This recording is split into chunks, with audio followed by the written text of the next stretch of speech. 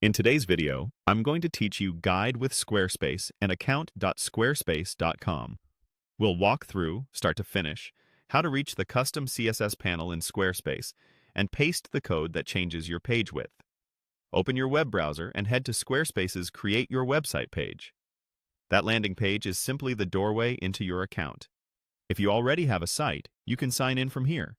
If you're new, you can still follow along because the navigation looks the same once you're inside. Once you're in, look for Account Dashboard. It's typically available from the Profile menu at the top right. The dashboard is your control center, where you'll see your sites and key shortcuts. From here, choose Website. This takes you into the website configuration area for the site you want to edit. Inside your site, use the search field at the top of the panel. Search is the fastest way to jump exactly where you need to go, especially if the menus feel a bit crowded. Click into the search box and type Custom CSS. Squarespace will surface the design panel that lets you add your own CSS overrides. Select Custom CSS from the results to open the editor. This is where you'll paste the code that adjusts your page width.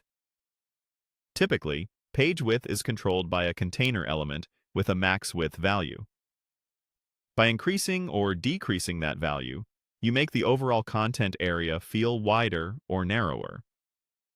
Before you paste anything, it's a good practice to copy any existing CSS in the editor to a safe place, just so you have a backup. Then paste your page width code into the editor window.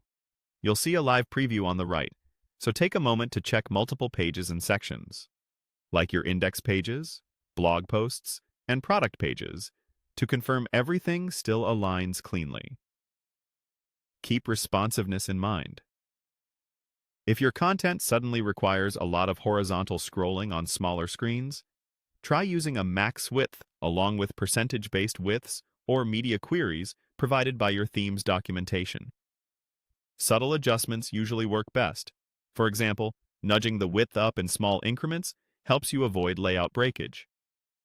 When you're happy with the preview, confirm your changes by saving in the editor if prompted. That locks in the new width and makes it live on your site. And that's it. You navigated from the Squarespace start page into your account dashboard, to your website, used search to find custom CSS, and pasted the code to change your page width. Thanks for watching and happy building.